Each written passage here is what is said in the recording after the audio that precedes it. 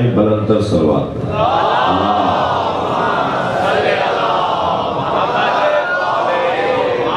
خاص طور پہ ہمارے جوان، ہمارے عزیز بزرگ بچے جو دھوپ میں بیٹھے ہوئے ہیں، ان کے اجر و ثواب میں اضافے کے لیے بلند تر صلوات۔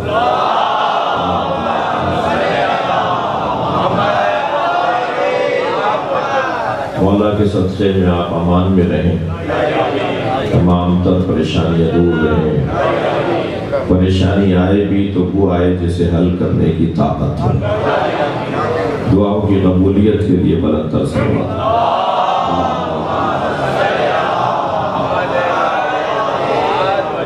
سورہ مبارکہ احزاب کی 57ویں آیت ہے جسے میں نے آپ کے سامنے تلاوت کیا۔ اللہ اپنے اس کلام میں ارشاد فرما رہا ہے، ان الذین یؤذون اللہ ورسولہ، بے تحقیق وہ لوگ جو اللہ اور اللہ کے رسول کو اذیت پہنچاتے ہیں،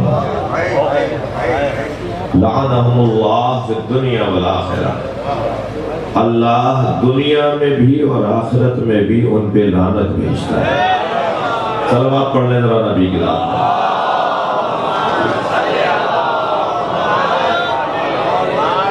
بھائی قرآن میں لعنت کی آیتوں کے اوپر میرا مضمون نہیں ہے، قرآن میں 10 سے زیادہ آیتیں ہیں جن میں لعنت ہوئی ہے۔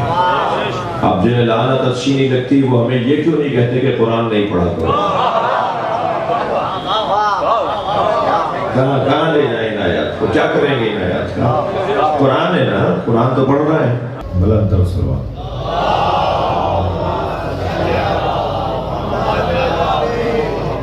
توجہ آپ کی میرے ساتھ ہے۔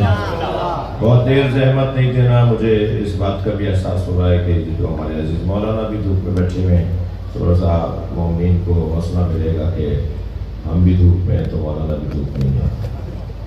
آیت کو پھر پڑھ رہا ہوں۔ ان الذین یؤذون اللہ ورسولہ، بے تحقیق وہ لوگ جو اللہ اور اللہ کے رسول کو اذیت پہنچاتے ہیں۔ یؤذون اذیت، یہ قرآن کا عربی کا لفظ ہے۔ جو اذیت پہنچاتے ہیں اللہ اور اللہ کے رسول کو، وہ کون ہیں؟ وہ ہیں کہ لعنہم اللہ فی الدنیا والآخرہ، دنیا اور آخرت میں ان پر اللہ کی لعنت۔ لعنت کسے کہتے ہیں؟ پہلے تو لعنت کی تعریف اگر کرنی ہے تو ہمیں اس کی ضد کو سمجھنا ہوگا، اس لیے کہ تعرف الاشیاء باضدادہا، شے ضد سے پہچانی جاتی ہے۔ دن کی قدر جب ہوگی جب رات آئے، رات کا اہمیت جب بنے گی جب دن آئے گا۔ جی اندھے کو دیکھ کر اندازہ ہوگا کہ آنکھوں کی قدر کیا ہے، جاہل سے اندازہ ہوتا ہے کہ عالم کی اہمیت کتنی ہے۔ ایسے ہی اگر ہمیں دیکھنا ہے کہ لعنت کسے کہتے ہیں تو دیکھنا ہوگا کہ لعنت کی ضد کیا ہے۔ لعنت کی ضد کو صلوات کہا جاتا ہے۔ جن پہ صلوات ہو وہ اور ہیں، اور جن پہ لعنت ہو وہ اور ہیں۔ تو اگر لعنت ان پر ہو کہ قرآن کے مطابق لعنت ان پر ہونی ہے کہ جو اللہ اور اللہ کے رسول کو اذیت پہنچاتے ہو، تو صلوات ہر اس وجود پر ہونی ہے جو اللہ اور اللہ کے رسول کو سلام، راحت، پیار، محبت، خدمت، عبادت کرتے ہیں، جو ان کے کام آتے ہوں، جو ان کے مطلوب ہوں، جو ان کے پیارے ہوں، جو ان کی عبادت کرتے ہوں، ان پر پھر صلوات آئے گی۔ تو صلوات کے بارے میں قرآن میں جو آیات ہیں اگر ہم دیکھیں تو صلوات اللہ نے نبیوں پر، فرشتوں پر، جی اولیاء پر، مجاہدوں پر، اللہ کی راہ میں جہاد کرنے والوں پر، صدقات خیرات دینے والوں پر، مصیبتیں برداشت کرنے والوں پر صلوات۔ جی جی جی ارشاد ہو رہا ہے قرآن مجید کی اس آیت کے اندر، وَلَنَبْلُوَنَّكُمْ بِشَيْءٍ مِّنَ الْخَوْفِ وَالْجُوعِ وَنَقْصٍ مِّنَ الْأَمْوَالِ وَالْأَنفُسِ وَالثَّمَرَاتِ وَبَشِّرِ الصَّابِرِينَ الَّذِينَ إِذَا أَصَابَتْهُمْ مُصِيبَةٌ قَالُوا إِنَّا لِلَّهِ وَإِنَّا إِلَيْهِ رَاجِعُونَ اولئک علیہم صلوات من ربهم والرحمہ۔ یہ صبر کرنے والے لوگ وہ ہیں کہ جن پر ان کے رب کی طرف سے صلوات بھی آتی ہے اور رحمتیں بھی آتی ہیں۔ تو لعنت کی ضد ہے صلوات یا لعنت کی ضد ہے رحمت؟ میرے بچوں جوانوں، لعنت کوئی دھماکہ، کوئی ایٹم بم، کوئی بم نہیں ہے۔ لعنت جس کی زندگی سے برکت اٹھ جائے وہی لعنتی ہے، اور جس کی زندگی میں برکتیں ہوں اسی پر صلوات اور رحمتیں۔ اب ہمیں تو ڈھونڈنا ہے ان لوگوں کو جن پر صلوات اور رحمتیں ہیں، اور ہم ہیں بھی مرید انہی کے کہ جن پہ اللہ کی صلوات اور رحمتیں ہیں۔ لہذا جن پر اللہ کی صلوات اور رحمتیں ہیں وہ ہیں جو صابر ہیں۔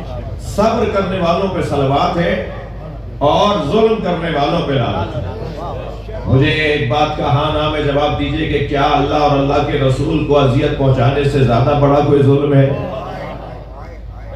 اس سے بڑا کوئی ظلم ہے؟ اس سے بڑا کوئی ظلم نہیں ہے کہ کوئی اللہ اور اللہ کے رسول کو اذیت پہنچائے۔ یہ آیت میں نے حضور اس لیے لی کہ مجھے ایک موضوع کی طرف توجہ کرنا ہے اس مجلس میں جو آج بھی اللہ اور اللہ کے رسول کو اذیت پہنچانے کا موضوع ہے۔ یعنی ہمارے زمانے میں وہ کون سا مضمون ہے، وہ کیا بات ہے جس پر اللہ اور اللہ کے رسول کو تکلیف ہوگی، اللہ اور اللہ کے رسول کو اذیت ہوگی؟ وہ مضمون جو آج بھی بیان کیا جاتا ہے وہ جس پر اللہ اور اللہ کے رسول کو اذیت ہوتی ہے، اور پھر جو یہ کام کرتا ہے قرآن تو کچھ کہہ رہا ہے۔ وہ کون سا مضمون؟ کیوں میں نے یہ آیت تلاوت کی؟ ایک موضوع ہے ایمان ابو طالب پر تبصرہ۔ ایمان ابو طالب پر تبصرہ کرنا کہ مومن تھے نہیں تھے، کلمہ پڑھا تھا نہیں پڑھا تھا۔ عزیزان گرامی، خود یہ گفتگو اللہ اور اللہ کے رسول کو اذیت پہنچاتی ہے۔ صلوات پڑھ لیں ذرا محمد و آلہ محمد۔ اس سے بلند اور بہتر صلوات نبی کی نام۔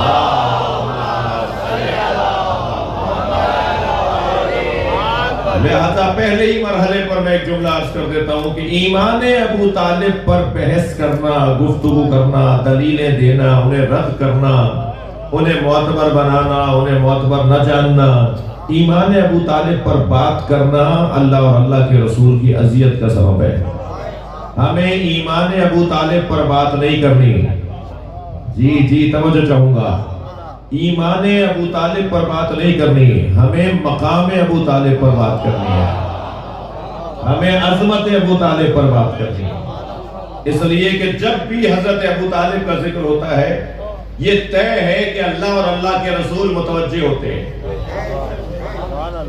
اللہ اور اللہ کا رسول متوجہ ہوتا ہے اس جگہ پر جس جگہ ابو طالب کی بات ہو رہی ہے۔ اب اگر کوئی فضیلت بیان کرتا ہے تو برکتیں اور رحمتیں آتی ہیں، اور اگر کوئی تنقید کرتا ہے تو قرآن کہہ رہا ہے ان پہ لعنتیں آتی ہیں۔ صلوات پڑھ لیں ذرا محمد و آلہ محمد۔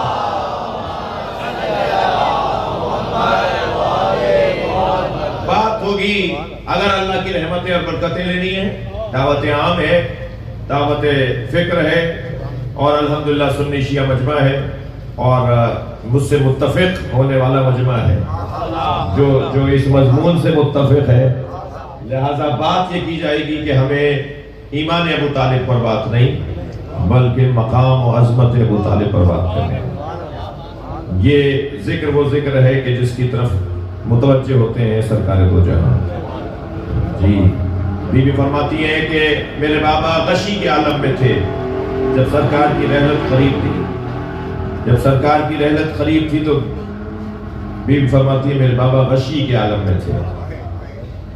آپ نے آنکھیں بند کی ہوئی تھی اور آپ کسی کے بولنے پر آنکھ کھول کر اس سے بات نہیں کر رہے تھے اور اس سے بول نہیں رہے تھے کہ اچانک مجھے یاد آیا کہ بابا جس کے ذکر پر خوش ہوتے ہیں، بھائی تھوڑا گردہ ہلائیے گا، اب میں اپنے مضمون پر دلیلیں دوں گا۔ جناب سیدہ فرماتی ہے مجھے یاد آیا کہ بابا جس کی گفتگو پر، جس پر بات کرنے سے، جس کے تذکرے پر خوش ہوا کرتے ہیں وہ تو ابو طالب کا تذکرہ ہے۔ بھی فرماتی ہے مجھے یاد آیا کہ میرے بابا کے سامنے جو بھی ان کے چچا کی بات کرتا تھا، جو بھی ابو طالب کا تذکرہ نبی کے سامنے کرتا تھا تو میرے بابا کے چہرے پہ خوشی کے آثار آ جاتے تھے، پیار بھرے لہجے سے اسے دیکھتے تھے اور اسے کہتے تھے اور بات بتاؤ۔ سرکار کو پتہ بھی ہوتا تھا تب بھی فرماتے تھے بتاؤ میرے چچا نے فلاں سفر میں کیا کیا کیا، تم سے ملے تھے تو کیسے گفتگو ہوئی تھی، دل کرتا تھا کہ تذکرہ ہو۔ آج بھی اگر آپ کے سامنے آپ کے دادا کا کوئی تذکرہ چھیڑ دے تو آپ کا دل کرتا ہے کہ اور بتاؤ کیا یاد ہے۔ کوئی اگر علاقے کا بڑا مل جائے کہ بھائی تمہارے تو دادا کے ساتھ میں نے فلاں جگہ کام کیا تھا، تو وہ کہتا ہے، پوتا کہتا ہے کہ کیا رہا، کیسا رہا، کیسا سفر ہوا، کیا کیا باتیں ہوئیں، کیسے تھے میرے دادا، ہم نے تو اپنے ابا سے سنا ہے، آپ بتائیے کیسے تھے۔ یعنی جو نسلی ہوتے ہیں نا، جو خاندانی ہوتے ہیں، وہ چاہتے ہیں کہ ان کے آباء و اجداد کا تذکرہ ہو، اور جن کے ہاں تذکرہ ہی شرمندگی کا سبب ہو وہ کیا بات کریں گے۔ تو یہاں حضرت کو یاد آیا، بی بی کو یاد آیا کہ بابا کے سامنے اگر حضرت ابو طالب کا تذکرہ ہو جائے تو بابا خوش ہوتے ہیں۔ تو بی بی فرماتی ہے کہ میں نے حضرت ابو طالب کا وہ قصیدہ لامیہ جس کا قافیہ لام پر ہے، قصیدہ لامیہ، اور وہ قصیدہ وہ کہ جسے نبی مکرم ساری زندگی، خود بی بی فرماتی ہیں میرے بابا کو شعر سننے کا شوق نہیں تھا، سرکار شعر سننے کو اور شعر پڑھنے کو زیادہ شوق نہیں رکھتے تھے، یعنی کبھی نہیں اظہار کیا کسی شاعر سے کہ شعر سنا دو، خود بھی شعر نہیں کہا۔ جی مولا علی کا باب علیحدہ ہے، امام حسن امام حسین کے اشعار کا عنوان علیحدہ ہے، کیونکہ نبی کے ساتھ مسئلہ قرآن کا ہے، اللہ کے کلام کا ہے، اس لیے کوئی ایسا کلام نبی پسند نہیں کریں گے جو اللہ کے کلام کے برابر میں بیٹھنے کی کوشش بھی کرے۔ اور اشعار کے اندر کیونکہ ہاں یہ فلسفہ ہے، لہذا کہا گیا تھا نبی کو کہ یہ شاعر ہے، حضرت فرمایا میں شاعر نہیں ہوں، اور شاعر کہہ کر سرکار دو جہاں کو کلام الہی کے اوپر گفتگو شروع کرتے ہیں، نبی نے وہ دروازہ ہی بند کر دیا، میں نہ شعر سنوں گا نہ شعر پڑھوں گا، نہ شاعروں سے شعر سننے کی خواہش کروں گا، میں صرف اور صرف اللہ کا کلام پڑھوں گا، میں صرف قرآن سناؤں گا تمہیں۔ تو نبی نے کبھی خواہش نہیں کی، بھی فرماتی ہیں مگر میں نے اپنی زندگی میں اگر کبھی بابا کو شعر سننے کی خواہش کرتے ہوئے دیکھا تو ایک دفعہ یہ دیکھا کہ فرمایا من انشدا قولہ، حضرت ابو طالب کا ذکر ہو رہا تھا، سیدہ فرما رہی ہے میرے ابو طالب کا ذکر ہو رہا تھا، میرے بابا نے ایک مرتبہ کون ہے جو اس مجمع میں میرے چچا کا کوئی شعر سنائے، صرف ایک مرتبہ بھی فرماتی ایسا ہوا کہ میرے بابا نے اگر کسی سے شعر سننے کی بات کی تو یہ نہیں کہا شعر سناؤ، ہر ایک شاعر کا شعر بھی نہ سنا کریں، ہر شاعر اس قابل بھی نہیں ہے کہ اس کا شعر سنا جائے، جس شاعر نے قرآن اور نہج البلاغہ نہ پڑھا ہو وہ کبھی اس گلی میں جائے گا کبھی اس گلی میں جائے گا، لہذا وہ شاعر کے جن کے ہاں ان کی معرفت مسلم ہو، میں مذہبی شاعری کی بات کر رہا ہوں، خاص طور پہ مذہبی شاعری، یہ ہمارے بزرگ جو تھے، نجم الحسن صاحب مرثیہ پڑھتے ہیں، بزرگوں کے لکھے ہوئے مرثیے، جی سندھی کے مرثیے، انیس نبیر کے مرثیے، ثابت علی شاہ مرحوم رحمۃ اللہ علیہ کے مرثیے، یہ آپ پڑھیں تو ایک مرتبہ ایسا لگتا ہے جیسے زمین پر معراج ہو رہی ہو، لیکن آج کے شاعر حضرات کے ہاں مصیبت یہ ہے کہ ایک ہی کلام میں دو چار جملے کہہ دوں، ایک ہی کلام میں اونٹ پٹانگ اتنی ہے جی، دو شعر پہلے والا شعر اور دو شعروں کے بعد والا شعر آپس میں ٹکرا رہا ہے، اور اسے اتنا بھی احساس نہیں ہے کہ میں نے ابھی اسی عقیدے کے خلاف پہلے بول چکا ہوں اور اب میں اسی عقیدے کے حق میں بول رہا ہوں، یعنی اپنی ہی کلام میں تضاد ہے، چونکہ قرآن اور نہج البلاغہ اور صحیفہ سجادیہ اور استادوں کو سے تو سیکھا ہی نہیں ہے، شعر کا ذوق تھا، شعر کہنے کی صلاحیت ہو گئی جی، ایک شاعر ایک اچھا سا کلام لے کر آیا تو شعر جب وہ سنانے لگا تو اس کا آدھا سا کلام سننے کے بعد میں نے اس سے پوچھا کہ تمہارا استاد کون ہے، تو کہنے لگا میرا کوئی استاد نہیں ہے، یہ بزرگ بیٹھے ہوئے ہیں، سینئرز بیٹھے ہوئے ہیں، حیدرآباد کے تاریخی شہر کے لوگ بیٹھے ہوئے ہیں، پہلے زمانے میں بے استادہ جس کا کوئی استاد نہ ہو وہ شرمندگی کا سبب ہوتا تھا. لوگ باقاعدہ کہتے تھے یہ بے استادہ ہے، ان کا کوئی استاد ہی نہیں ہے. بے استادہ عیب تھا، اور آج استاد رکھنا عیب ہے. یعنی کسی کو بڑا مان ہی نہیں رہے. یہ خود ہی مکمل ہے جیسے اس کے اوپر وحی آ رہی ہو. نہیں بھائی، کسی کو استاد بنا لو تاکہ تم دین بگاڑنے والے نہ بنو. اور خبردار، مجلسوں سے دین بگاڑا نہیں جائے گا، دین سنبھالا جائے گا. تو اشعار کی ایک پریشانی ہمیں یہ لاحق ہے اس وقت ہمارے معاشرے میں. لیکن جو سینئرز ہیں، جو بڑے ہیں، جنہوں نے بڑوں سے لیا ہے کام، وہ ماشاءاللہ ان کے ہاں اس بات کا احساس بھی ہے، توجہ بھی ہے. فرماتی ہے ایک مرتبہ تو مجھے یاد آیا کہ میرے بابا اگر کبھی شعر سنتے تھے اور کبھی شعر کی بات ہوئی تو چچا کے تذکرے پر، اپنے ابو طالب کے تذکرے پر خوش ہوتے ہیں. نبی خوش ہوتے ہیں ابو طالب کے تذکرے پر، اور جو ابو طالب کی توہین کرے نبی کو اذیت پہنچاتا ہے. یہ میرا عنوان. تو بی بی نے فرمایا کہ میں نے حضرت ابو طالب کے ایک قصیدہ لامیہ سے یہ شعر پڑھا. وَبِيَدَّ يُسْتَسْغَ الْغِمَامُ بِوَجْهِهِ سِمَالُ الْيَتَامَى وَإِسْمَةٌ لِلْأَرَامِلِ. سلوات پڑھنے ذرا محمد والا.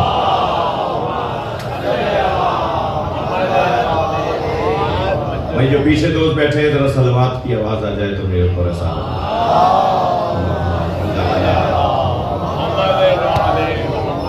ایک اور بہتر سلوات.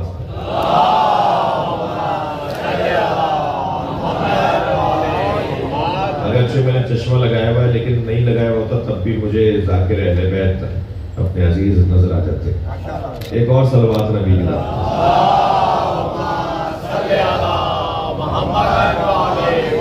بات آگے بڑھے. یہ فرماتی ہے میں نے یہ شعر جیسے ہی پڑھا. سننے کی بات تو یہ ہے. بھی فرماتی ہے جب میں نے ابو طالب کا یہ شعر پڑھا وَبِيَدَّ يُسْتَسْقَى الْغِمَامُ بِوَجْهِهِ، وہ چمکتا ہوا چہرہ. بھائی ترجمہ بھی تو سنے نا. حضرت ابو طالب کے کلام قصیدہ لامیہ کا ایک شعر. وہ چمکتا ہوا چہرہ جسے دیکھ کر بادل نکلنا شروع ہوتے ہیں. وہ چمکتا ہوا نورانی چہرہ. سرکار دو جہاں کی شان میں، خود نبی کی شان میں حضرت ابو طالب کی یہ نعت ہے. جی یہ جو اس کا ایک شعر ہے. یہ فرماتے ہیں حضرت ابو طالب کہ وہ چمکتا ہوا چہرہ، وہ دمکتا ہوا چہرہ، وہ نورانی چہرہ، وہ پر نور چہرہ، وہ چہرہ دیکھ کر جب بادل نکلنے لگتے ہیں تو اس چہرے کی برکت سے بادل برستے ہیں. یعنی اگر وہ کہیں باہر آ جائے. اور حضرت ابو طالب نے یہ شعر کب لکھا تھا؟ چلے یہ بھی سن لیجئے. حضرت ابو طالب نے یہ شعر جب لکھا تھا جب مکے میں قحط آ گیا تھا، پانی برسنا بادلوں سے بند ہو گیا تھا، قحط سالی تھی، جانور مر رہے تھے، انسان مر رہے تھے، غلہ ختم ہو گیا تھا، اجناس ختم ہو گئے تھے، حیات اور زندگی کے آثار مفقود ہوتے جا رہے تھے، اب جینے کے رستے بند ہو رہے تھے. تو حضرت ابو طالب کو یاد آیا کہ اگر اللہ سے مانگوں گا تو میں محمد کے صدقے سے ہی مانگوں گا. بھائی عقیدہ توسل کو کچھ وہابی لوگ نہیں مانتے. اس کا شاید ایک سبب یہ ہو کہ عقیدہ توسل ابو طالب کا پیش کردہ عقیدہ ہے. جی وسیلے کا جو عقیدہ ہے یہ حضرت ابو طالب نے پیش کیا ہے. یعنی قرآن بعد میں نازل ہوگا، ابو طالب نے محمد مصطفیٰ کو وسیلہ پہلے بنایا. صلوات پڑھیں محمد و آل محمد.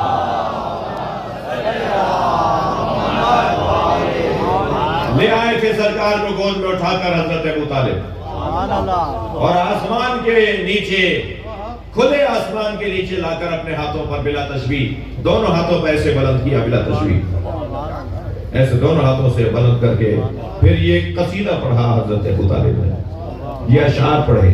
میرا اپنا مطالعہ یہ ہے کہ پہلے لکھے ہوئے نہیں تھے یہ، بلکہ جو بولتے جا رہے تھے وہ شعر بنتا جا رہا. ابو طالب اتنے مضبوط ادیب تھے کہ وہ اشعار میں گفتگو کیا کرتے تھے. یہاں حضرت ابو طالب نے حضرت نبی مکرم کو گود میں لیا اور پھر گود میں لے کر یہ شعر پڑھا، اور یہ شعر اتنے خلوص سے پڑھا، یہ نعت مصطفیٰ ابو طالب نے اتنے خلوص سے پڑھی کہ حضرت نبی مکرم کو دکھا کر ابھی شعر ختم نہیں ہوا تھا، یعنی کلام قصیدہ لامیہ ختم نہیں ہوا تھا کہ بادل آنا شروع ہوئے، بارش برسنا شروع ہوئی، مکے میں دوبارہ سے زندگی پلٹ آئی، اور پھر اب نبی کے زمانے میں جب ایک مرتبہ، سرکار کے زمانے میں جب ایک مرتبہ قحط سالی ہوئی اور لوگوں نے آ کر سرکار سے کہا یا رسول اللہ پانی نہیں برس رہا، کوئی اللہ سے کہیے کہ ہم پر رحم کرے، تو سرکار میدان میں آئے اور مولا علی کو مجمع کو دیکھتے ہوئے فرمایا مولا علی سے فرمایا علی تمہیں اپنے بابا کے وہ اشعار یاد ہیں جو پانی برسنے کا سبب ہے؟ صلوات پڑھیں محمد و آل محمد۔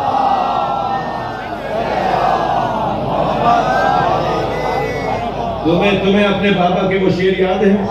تو مولا علی نے بھی پھر یہی قصیدہ لامیہ پڑھا تھا، اور اس کا یہ جو مصرع ہے، یہ تو دو مصرے ہیں، وَبْيَدَّا يُسْتَسْقَى الْغَمَامُ بِوَجْهِهِ، وہ چمکتا دمکتا روشن چہرہ جسے بادل دیکھ کر برسنے لگتا ہے، سِمَالُ الْيَتَامَى، اللہ اکبر، وہ ہے کہ جو یتیموں کی پناہ گاہ ہے، وہ چمکتا چہرہ جسے بادل دیکھ کر برسنے لگتا ہے، سِمَالُ الْيَتَامَى، وہ یتیموں کی پناہ گاہ ہے، وَإِسْمَةٌ لِلْعَرَامِلِ، اور بیواؤں کے لیے سہارا ہے،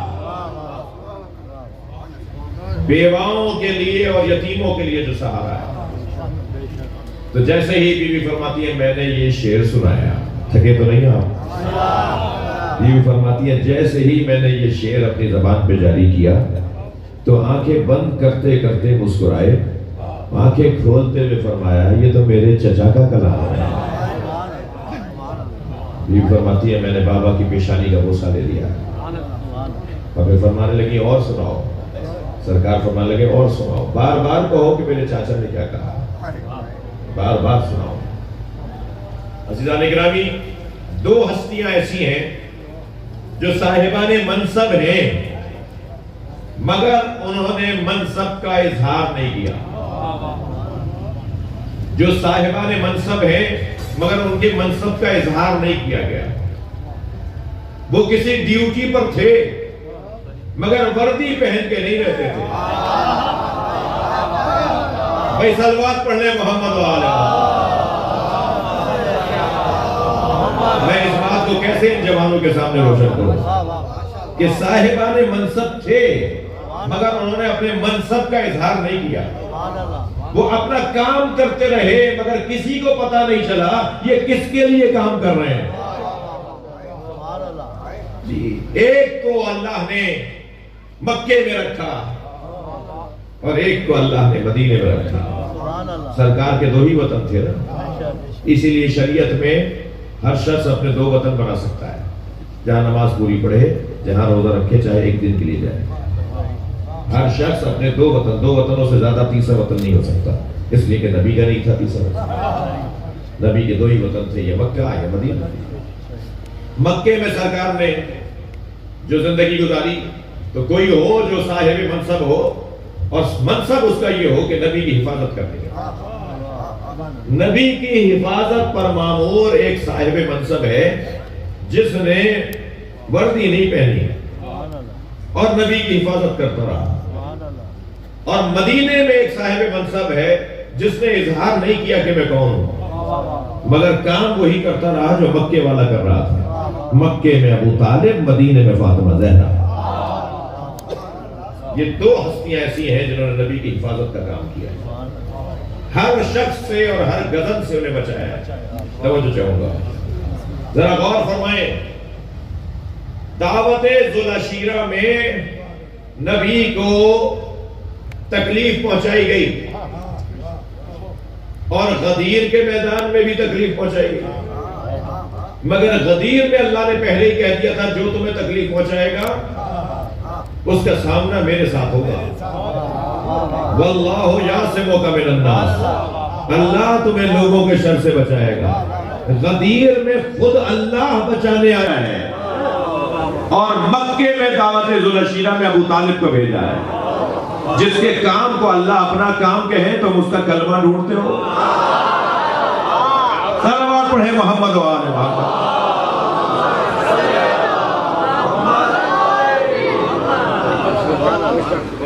عزیزان گرامی، یہ دو ہستیاں ایسی جو سرکار کی خدمت میں مصروف ہیں۔ میں نے دعوت ذوالعشیرہ کا نام لے دیا، زبان پر ایک واقعے کی طرف اشارہ ہو گیا، ایک جملہ دیا کرنا چاہ رہا ہوں، اور جملہ یہ ہے اور پیغام یہ ہے کہ دعوت ذوالعشیرہ کس کے گھر ہوئی تھی؟ ابو طالب کے گھر، جن کے بارے میں تم کلمے کی بات کرتے ہو۔ اسلام کا اور لفظ بہتر کرتا ہوں، توحید کا پہلا اجلاس، توحید کا پہلا اجلاس خانہ کعبہ میں ہوا۔ کہاں ہوا؟ خانہ کعبہ میں کیوں نہیں ہوا؟ چلے یہ بچوں سے پوچھتا، توحید کا پہلا اجلاس خانہ کعبہ میں کیوں نہیں ہوا؟ کہنے لگے خانہ کعبہ میں بت رکھے تھے۔ پھر کہاں ہوا؟ ابو طالب کے گھر ہوا۔ بھائی توجہ تو کریں، میں کیا کہوں؟ خانہ کعبہ میں اسلام کا پہلا اجلاس نہیں ہوا، توحید کا پہلا جلسہ خانہ کعبہ میں نہیں ہوا، اس لیے کہ وہاں بت رکھے تھے۔ بتوں کے ساتھ توحید کی گفتگو نہیں ہو سکتی تھی۔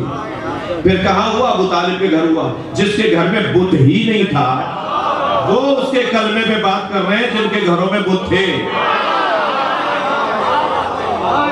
بھائی صلوات ہدیہ کریں محمد و آل محمد۔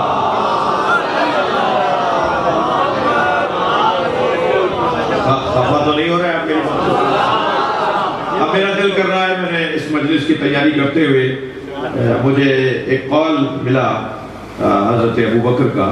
حضرت ابوبکر فرماتے، توجہ چاہوں گا، جی میرے سنی بھائی بھی تشریف فرما ہے، شیعہ بھی تشریف فرما ہے۔ حضرت ابوبکر کا ایک قول فرماتے، ان ابا طالب ما مات حتی قال لا الہ الا اللہ محمد رسول اللہ۔ فرماتے ہیں کہ ابو طالب دنیا سے نہیں گئے مگر گئے یہ کہہ کر کہ لا الہ الا اللہ محمد رسول اللہ۔ صلوات پڑھ لیں ذرا محمد و آل محمد۔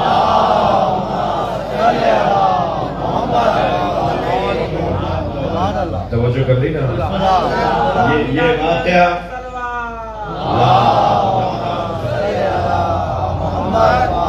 یہ قول ایک اہل سنت کتاب میں ہے اور بحار الانوار میں علامہ مجلسی نے بھی لکھا، اور اہل سنت کی کتاب ہے ابن ابی الحدید معتزلی شرح نہج البلاغہ، مصر کے معتزلی عالم دین، معتزلی عالم دین مصر کے رہنے والے، 20 جلدوں میں انہوں نے نہج البلاغہ کی شرح لکھی ہے، اور پہلی جلد میں یہ ضرور لکھا ہے، یہ تاکید سے لکھا ہے کہ میں سنی ہوں۔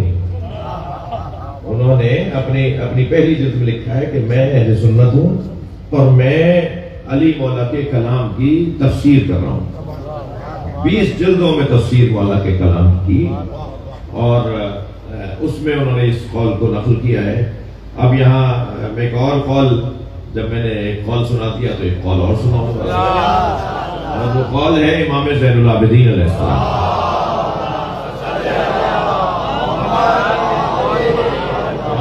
ماشاءاللہ آپ کی توجہات بھرپور ہیں۔ حضرت ابو طالب فرماتے ہیں قد نہا اللہ ان یقر مومنۃ مع کافر۔ جانتے نہیں ہو کہ اللہ نے اجازت نہیں دی ہے کسی مومنہ کو کہ وہ کافر کے ساتھ زندگی گزارے۔ بھائی مولا سجاد کا قول سنانے جا رہا ہوں، فرماتے ہیں جانتے نہیں ہو کہ اللہ نے کسی مومنہ کو یہ اجازت نہیں دی کہ وہ کافر کے ساتھ زندگی گزارے، یعنی زوجہ بن کے زندگی گزارے، شوہر کافر ہو اور زوجہ مومنہ ہو، یہ اللہ نے منع کر دیا۔ خبردار علیحدہ ہو جاؤ، خبردار طلاق لے لو، خبردار دوری کرو، اور طلاق لینے کی ضرورت بھی نہیں ہے۔ اگر تمہیں بعد میں معلوم ہو کہ میرا شوہر مسلمان نہیں ہے، شادی ہو گئی بعد میں معلوم ہو یہ مسلمان ہی نہیں ہے، تو خود بخود طلاق ہے، علیحدہ ہو جاؤ۔ ساتھ رہنے کی اللہ نے کیا منع نہیں کیا؟ اللہ نے کہ کسی مومنہ کو منع نہیں کیا کہ وہ کافر کے ساتھ نہ رہے۔ ولا شک احد، اور کسی ایک کو بھی شک نہیں ہے کہ ان فاطمہ بنت اسد من المؤمنات الصادقات، اور کسی ایک کو بھی شک نہیں ہے، حضرت امام سجاد فرما رہے ہیں کسی ایک کو بھی شک نہیں ہے کہ فاطمہ بنت اسد مومنہ سابقہ تھی۔ فاطمہ بنت اسد من المؤمنات الصادقات وانها لم تزل تحت ابی طالب حتی مات ابو طالب، اور یہ سب کو پتا ہے کہ وہ ایک دن بھی ابو طالب سے دور نہیں رہی۔ مولا سجاد کا استدلال دیکھیے، مولا سجاد کو تکلیف ہوئی ہے کسی نے جب یہ بات کی کہ حضرت ابو طالب کے ایمان کے اوپر جب اس نے منفی بات کی، اور جب اس نے منفی بات کی تو امام سجاد نے یہ قول ارشاد فرمایا، تم نے توجہ، تم نے نہیں دیکھا کہ فاطمہ بنت اسد جب تک زندہ رہی ابو طالب کے ساتھ رہی۔ اب اس کے بعد والا جملہ امام سجاد کو سنے، فرماتے ہیں یتقونون علی ابی طالب اور رسول اللہ، تم اتنا بتاؤ کہ تم رسول اللہ کی توہین کر رہے ہو یا ابو طالب کی توہین کر رہے ہو؟ یہ کہہ کر لہذا بہت ہی روشن اور واضح عقیدہ حضرت ابو طالب کی عظمت کا باب، ایک مکے میں محافظ رسالت مآب، ایک مدینے میں محافظ مصطفیٰ۔ مکے میں حضرت ابو طالب نے فرمایا قم یا سیدی، بھائی ہدیہ کر رہا ہوں ایک آپ کا ایسا جملہ جو سرکار دو جہاں کی زندگی کا ایک حسین باب ہے، اور حضرت ابو طالب کی زندگی کا ایک حسین روشن اور واضح پیغام ہے۔ اگر آپ کا بچہ سچا ہو تو ابو طالب کا پیغام یہ ہے کہ اس کی حمایت کرو۔ یہ مت دیکھو کہ میرا بچہ ہے، میں نے گود میں پالا ہے، اور اگر ابو طالب کو پہلے سے ہی پتا ہو کہ یہ بچہ کون ہے۔ حضرت ابو طالب نے کہاں سے سرکار کو دشمنوں سے نہیں بچایا، اور بچا کر کہتے تھے یہ امانت ہے جسے مجھے بچانا ہے۔ اعلان نبوت تو سرکار 40 سال کی عمر میں کریں گے، مگر جب گود میں دیے گئے ہیں، ابو طالب علیہ السلام نے پالا انہیں، جب گود میں دیے گئے ہیں تو پھر اس وقت تو عام لوگوں کو تو نہیں پتا تھا یہ کون ہے، مگر جسے پتا تھا ان میں سے ایک نام ابو طالب کا ہے۔ ابو طالب کو پتا تھا یہ کون ہے، لہذا حفاظت کرتے تھے، جاگتے تھے جب نبی مکرم کسی سفر میں ہوتے تھے کہ کوئی نقصان نہ پہنچائے، وہ جانتے تھے کون ہے۔ مکے میں حضرت ابو طالب نے حفاظت کی، اپنے ہی گھر میں اجلاس رکھوا دیا کہ میرے گھر میں ہوگا یہ اجلاس، اور جب اجلاس شروع ہونے لگتا تھا تو ایک شخص کھڑا ہو کر بے ادبی کرتا تھا اور محفل برخاست ہو جاتی تھی۔ دوسرے دن پھر بلایا گیا، پھر ایسے ہی ہوا۔ تیسرے دن حضرت ابو طالب نے اس کا گریبان پکڑا، جو میں کہہ رہا ہوں وہی کہہ رہا ہوں۔ حضرت ابو طالب نے تیسرے دن گریبان پکڑا۔ میں بچوں سے ایک جملہ کہہ دوں، پہلے دن لڑائی نہیں کرتے بھائی، پیغام لینا سیرت سے، پہلے دن لڑائی نہیں ہونی چاہیے، دوسرے دن بھی لڑائی نہیں ہونی چاہیے، تیسرے دن بزدلی بھی نہیں ہونی چاہیے۔ صلوات پڑھنے ذرا محمد والے،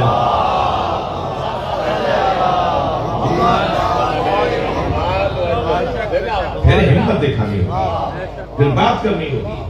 گفتگو کا دروازہ بند نہیں ہونا چاہیے، مگر گفتگو کی ایک حد ہوتی ہے، کہاں تک تمہیں سمجھائیں، پھر اس کے بعد قانون کا رستہ لیں گے۔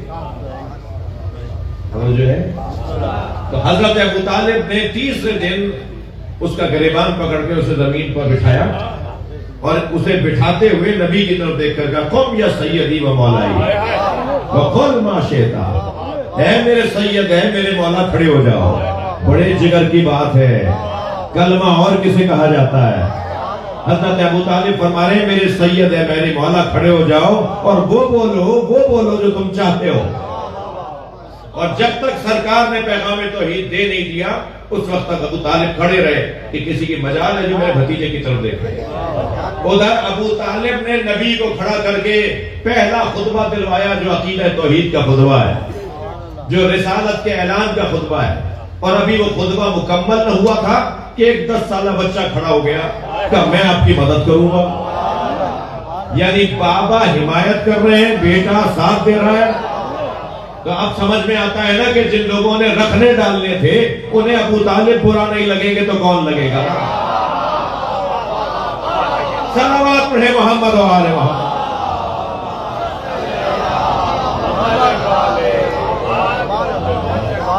مسئلہ تو کچھ اور ہے، مسئلہ کچھ اور ہے جس کی طرف میں نے بہرحال اشارہ کر دیا۔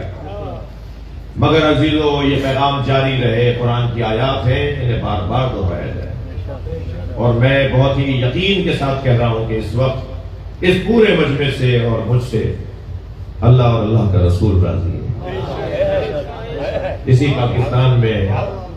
پاکستان میں ہمارے پاکستان میں پنجاب میں علماء بورڈ کا اجلاس ہو رہا تھا اور ایک کتاب پر تبصرہ ہو رہا تھا جس میں 2 شیعہ عالم تھے اور باقی کوئی 14-15 غیر شیعہ عالم تھے، اور اس اجلاس کے اندر ایک کتاب پہ تبصرہ تھا اور کتاب تھی حضرت ابو طالب کے ایمان۔ تو تبصرہ کرنے والے جب اپنے اپنے مائک کے اوپر بات کر رہے تھے تو کوئی چوتھا بندہ تھا جس نے حضرت ابو طالب کے ایمان کے بارے میں منفی بات کی۔ تو ایک بزرگ عالم دین کبر سنی اور بڑھاپے کی وجہ سنی بزرگ عالم دین بڑھاپے کی وجہ سے ٹیک لگائے ہوئے کم پیر پھیلائے ہوئے بیٹھے تھے۔ جب چوتھے بندے نے اس طرح کی بات کی تو ان کی جو عصا تھی، ان کی جو ڈنڈی تھی، وہ زور سے زمین پہ ماری اور پیر سیدھے کرتے ہوئے سنبھل کے بیٹھے اور کہنے لگے خاموش ہو جاؤ، تمہاری باتوں سے نبی کو اذیت ہو رہی ہے۔ خبردار ابو طالب کے بارے میں منفی باتیں نہیں کرو، اگر تم مثبت باتیں نہیں کر سکتے تو خاموشی اختیار کرو۔ عزیزان گرامی، حضرت ابو طالب اور سیدہ زہرا یہ 2 نبی کے حمایتی، بلکہ میں تو یہ کہتا ہوں کہ تھے تو سسر اور بہو۔ حضرت ابو طالب سسر، سیدہ زہرا بہو، تھے تو سسر اور بہو، مگر لگتا ایسا ہے جیسے ہو بہو تھے۔ لگتا ایسا ہے جیسے دونوں کا کردار ایک ہی ہے۔ جو کام سیدہ کا ہے وہی ابو طالب کا ہے، جو کام ابو طالب کا ہے وہی سیدہ کا ہے۔ انہوں نے دعوت ذوالعشیرہ ہی نہیں بلکہ 10 جگہ 85 جگہ سرکار کی حمایت کی، اور جناب زہرا میدان مباہلہ میں آئی۔ وہاں مباہلہ میں نبوت اور عقیدہ توحید کے تحفظ کے لیے آئی، اور یہاں فدق لینے کے لیے جب گئیں تو امامت کے تحفظ کے لیے گئیں۔ سیدہ کا کام بھی تحفظ ہے، اور اب قیامت تک سیدہ کے نام پہ ہی دین بچے گا۔ سیدہ کے بچے دین بچائیں گے، امام حسین سے لے کر امام زمانہ تک سیدہ کے بچے ہیں جو دین کے محافظ ہیں۔ میری بیوی نے، بلکہ میں کہہ دوں ابو طالب کے پوتے ہیں اور سیدہ کے بچے ہیں جو قیامت تک اللہ کا دین بچانے کی ذمہ داری رکھتے ہیں۔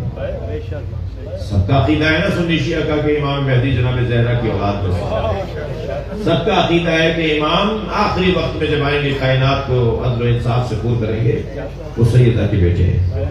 تو پہلا امام بھی اور آخری امام بھی سیدہ سے جڑا ہوا ہے۔ یہ نظام تحفظ دین ہے۔ میرے بچوں، جوانوں، عزیزوں، بزرگوں سے مجھے دعا چاہیے، مجالس میں سستی نہ کرو۔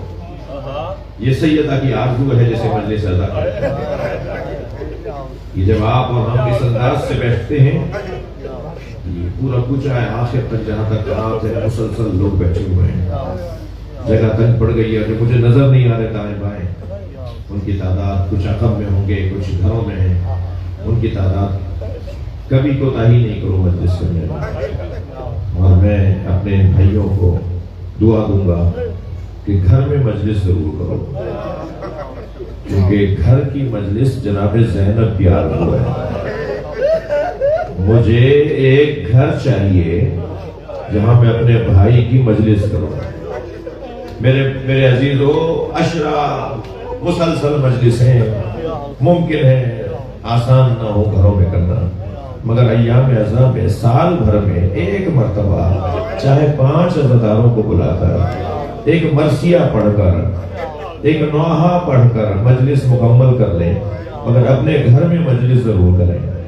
اجرکم اللہ۔ جب گھر میں مجلس ہوتی ہے نا تو یہ مجلس، یہ آواز جناب زینب کی آرزو ہے۔ اللہ نے ہمیں گھر دیے ہی اس لیے ہیں کہ اس میں حسین کا ذکر ہو۔ بڑی قسمت ہے ان لوگوں کی جو اپنے گھروں میں عزا خانے بناتے ہیں، کچھ نہیں ایک مجلس ضرور اپنے گھر میں کرتے ہیں۔ فرماتی ہیں مجھے گھر چاہیے جہاں میں اپنے بھائی کا ماتم کروں۔ میرا دوسرا مطالبہ یہ ہے کہ ہمارے تبرکات واپس کیے جائیں۔ بی بی مطالبات رکھ رہی ہیں، شام سے رہائی پا رہی ہیں، جانا چاہتی ہیں مگر جانے کا دل نہیں ہے، اس لیے کہ سکینہ زندان شام میں ہے۔ اجرکم اللہ، اجرکم اللہ۔ آپ کی آوازیں بلند ہو گئیں، اللہ آپ کو کسی غم میں نہ ڈوبائے۔ بیوی جانا چاہتی ہے مگر دل جناب زینب کا شام میں ہی ہے۔ فرمایا میرے 3 مطالبے ہیں، میرا پہلا مطالبہ یہ ہے مجھے گھر چاہیے، دوسرا مطالبہ یہ ہے ہمارے تبرکات واپس کیے جائیں، تیسرا مطالبہ یہ ہے کہ ہمیں رستوں سے آشنا کوئی شخص دیا جائے جو ہمیں مدینہ تک پہنچا گیا۔ یزید نے کہا اے علی بن الحسین، میں بشیر ابن جزلم، اس کا باپ بھی آپ کا چاہنے والا تھا، آپ کے بابا آپ کے دادا کا چاہنے والا تھا، خود بشیر ابن جزلم بھی آپ کا چاہنے والا ہے، اسے میں آپ کے ہمراہ کروں گا، وہ رستوں کو خوب جانتا ہے، تو آپ کو مدینہ پہنچائے گا۔ 2 اور مطالبات میں ایک مان لیتا ہوں، ایک گھر دے دیتا ہوں جہاں آپ چاہیں جتنا رکیں اور حسین کا ذکر کریں، اور ایک مطالبہ تو آپ کا میں مان نہیں سکتا، وہ یہ کہ آپ نے کہا کہ تبرکات واپس کیے جائیں۔ سخت جملہ ہے جو میں سنانے جا رہا ہوں۔ کہنے لگا کوئی لوٹ کر کہیں لے گیا، کیا غربت ہے اہل بیت کی، کوئی لوٹ کر کہیں لے گیا، آپ رقم بتا دیجئے میں پیسے دینے کو تیار ہوں، میں ان چیزوں کی رقم دینے کو تیار ہوں۔ امام بیٹھے ہوئے تھے، کھڑے ہو گئے، امام نے فرمایا تیرے پاس وہ دولت کہاں ہے جو اس کرتے کی قیمت ادا کرے جو میری دادی زہرا نے میرے بابا حسین کے لیے سیا تھا؟ تیرے پاس وہ پیسے کہاں ہیں جو اس چادر کی قیمت ادا کرے جو زینب کے سر سے اتاری گئی؟ اجرکم اللہ۔ ایک گھر ہوا جس میں میری بیوی نے 10 دن تک عزاداری کی، پورا عشرہ کیا جناب زینب نے شام میں، اور شام کے دیہات کی گھر کی عورتوں تک حسین پہنچایا، امام حسین کا پیغام پہنچایا۔ 10 دن عزاداری کی اور پھر 10ویں دن اور آخری دنوں میں تبرکات آنا شروع ہوئے۔ سر آئے شہداء کے، وہ منظر بڑا سخت تھا جب شہداء کے سر آ رہے تھے۔ جناب عباس کا سر آیا، جناب عباس کی زوجہ بی بی لبابہ، جناب عباس کی بہن جناب ام کلثوم، جناب رقیہ، جناب رقیہ، اللہ آپ کو لاہور لے جائے جناب رقیہ کے مزار پر، جس بی بی نے مولا علی کی بیٹی کا مزار ہے، حضرت مسلم کی زوجہ کا مزار ہے، حضرت عباس کی بہن کا مزار ہے۔ یہ جو لاہور میں بی بی پاک دامنہ کا مزار ہے، یہ بی بی رقیہ بنت علی ہے جی۔ 2015 میں حرم امام رضا نے تحریر لکھ کے دی ہے، تصدیق کی ہے کہ یہ علی کی بیٹی کا مزار ہے۔ آباء و اجداد سے تو ہم سنتے آ رہے تھے، مگر مستند ادارے بھی تو بات کریں نا۔ مستند اداروں نے لکھ کر دیا ہے کہ یہ مولا علی کی بیٹی ہیں، حضرت مسلم کی زوجہ ہیں، حضرت عباس کی بہن ہیں، انہوں نے کربلا میں سب کچھ دیکھا ہے۔ کربلا میں یہ بی بی اسیر ہو گئی تھی، حضرت مختار سے انہوں نے خواہش کا اظہار کیا تھا ہم ایک ایسی جگہ بھیج دو جہاں ہمارے چاہنے والے رہتے ہیں۔ حضرت مختار نے مکران کے ساحل پر 30 بیویاں تھیں، جن میں ایک بی بی رقیہ بھی تھی، مکران کے ساحل تک کشتیوں کے ذریعے سے ان بیویوں کو پہنچایا تھا۔ مثلا یہ جو جسے آج گوادر کہتے ہیں آپ، جہاں یہ کراچی کا ساحل اور گوادر کا ساحل، ان علاقوں میں ان بیویوں کو پہنچایا۔ یہ یہاں اتری اور یہ ساحل ہو کر سندھ میں آئی۔ سندھ اس وقت تک ملتان اور لاہور تک تھا۔ یہ علی زادیاں کہاں کہاں گئی ہیں، یہاں تو ان کی زبان بولنے والے بھی نہیں تھے۔ کیا ہوا ہے اہل بیت کے ساتھ؟ کہاں مدینہ، کہاں لاہور؟ اجرکم اللہ، اجرکم اللہ۔ آپ کی آنکھوں میں آنسو آ گئے، اللہ آپ کو کوئی غم نہ دے۔ یہ بی بی رقیہ، یہ ساری بہنیں زوجہ حضرت عباس کی، لبوں پہ لب رکھے اور ایک جملہ کہا، اے میرے لال تم نے وفاداری کا حق ادا کر دیا۔ ابھی جناب قاسم کا ماتم ہو رہا تھا تو رونے والوں ایک سر آیا جو عباس علمدار کے بھائی حضرت جعفر کا سر ہے۔ پھر دوسرے بھائی اون کا سر آیا، پھر تیسرے بھائی حضرت عثمان کا سر آیا، سارے بھائیوں کے سر آئے، سروں پہ سر آ رہے، مگر ایک سر کے آنے پر ایسا ماتم ہوا کہ جو ماتم بیویوں کے درمیان سب سے بلند ماتم تھا وہ علی اکبر کا سر تھا۔ سنیں گے ذرا۔ پھر ایک وقت ایسا آیا کہ 2 سروں کو لا کے رکھ دیا گیا، بیویاں ایک دوسرے کو دیکھ رہی تھی اور رو رہی تھی، مگر ان سروں کو گود میں لینے کے لیے کوئی بیوی آگے نہیں بڑھی۔ تو شام کے دیہات کی ایک عورت نے دوسری عورت سے کہا شاید ان بچوں کی ماں مر گئی ہے، شاید ان بچوں کا کوئی وارث نہیں ہے۔ جناب زینب سے رہا نہیں گیا، آواز دے کر کہا ان بچوں کی ماں زینب ابھی زندہ ہے، مگر زینب نے انہیں اپنے بھائی پہ قربان کر دیا۔ اجرکم اللہ۔ اس انداز سے جناب زینب حوصلہ دیتی تھی بیویوں کو، حوصلہ دیتی تھی کہ زینب کو بھی تو دیکھو، زینب کے بھی تو بچے مارے گئے ہیں۔ بی اس طرح کا انداز اپناتی تھی تاکہ جناب ام لیلہ کے لیے سہارا بنے، جناب ام رباب کے لیے سہارا بنے۔ بہت رو لیے گریہ ہو گیا، اچانک آواز دی گئی حسین کا سر آ رہا ہے۔ اجرکم اللہ، اجرکم اللہ۔ جیسے ہی امام حسین کا سر آیا، ہر بیوی اپنی جگہ سے کھڑی ہو گئی، سب نے بے ساختہ کہا السلام علیکہ یا ابا عبداللہ۔ امام حسین کے سر آنے پر جو گریہ ہوا ہے، کوئی لپٹ کے کہتا تھا مولا، کوئی لپٹ کے کہتا تھا بھائی۔ بہت دیر امام حسین کا ماتم ہوا، پھر ایک گچھڑی لا کے رکھی گئی۔ اجرکم اللہ، اجرکم اللہ، اللہ اس آبادی پہ رحم نازل فرمائے۔ ایک گچھڑی لا کے رکھی گئی، جناب زینب نے گچھڑی کھولی تو اس میں کچھ چادریں تھیں، کچھ زیورات تھے۔ جناب زینب نے ایک چادر کو غور سے دیکھ کر آواز دی بہن ام کلثوم تمہاری چادر آ گئی ہے۔ پھر ایک اور چادر کو دیکھ کر کہا بھابی ام فروا آپ کی چادر بھی آ گئی ہے۔ سنیں گے ذرا، ایک اور چادر کو دیکھ کر کہا بھابی ام لیلہ آپ کی چادر بھی آ گئی ہے۔ نظرانو سخت منظر تھا جب چھوٹی سی چادر پہ لگا گئی۔ جناب زینب نے وہ چھوٹی چادر اٹھائی اور پڑھی ہے اس قبر کی طرف جو سکینہ کی قبر ہے، اور قبر سکینہ پہ چادر کو پھیلا دیا۔ آواز دے کر کہا سکینہ اٹھو تمہاری چادر بھی آ گئی۔ اجرکم اللہ۔ مجلس مکمل ہو گئی، مگر میرا دل کہہ رہا ہے کہ میرے ساتھ ایک منزل اور آ گیا ہے۔ یہ ایام عزا کا اختتام ہے، نہیں معلوم آئندہ سال یہ دن ہماری قسمت میں ہے یا نہیں، اس لیے جتنا ہو سکتا ہے مولا کا تذکرہ اور کر لیں۔ قافلہ تیار ہوا، قافلہ تیار ہوا۔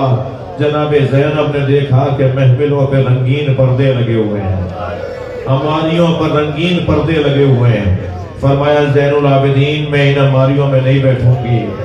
زین العابدین اجعلوہا سودا حتی یعلم الناس نحن فی عطا یا اولاد زہرہ۔